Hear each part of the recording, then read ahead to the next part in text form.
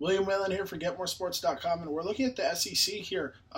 Obviously talking a little bit about who's going to step up and who's going to challenge the Kentucky Wildcats, a team that goes undefeated for 99% of the year last year. Obviously so dominant in that conference of late. Florida kind of took things over a couple of years ago, but it's been Kentucky for the most part since John Calipari arrived in Lexington.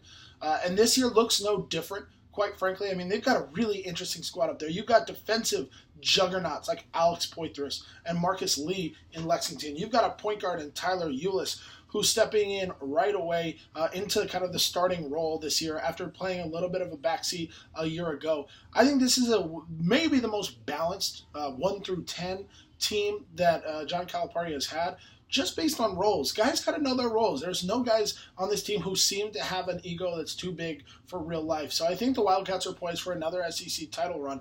But then you start to look around a little bit.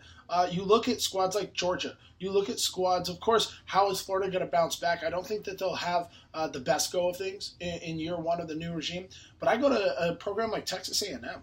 I think the Aggies are primed to take the next step forward. They've got interior presence. They've got Daniel House on the perimeter, maybe the best scorer in the conference. I do believe that they can make some noise. People were talking about Arkansas for a while, but with the personnel losses they've gone through, I don't see them challenging.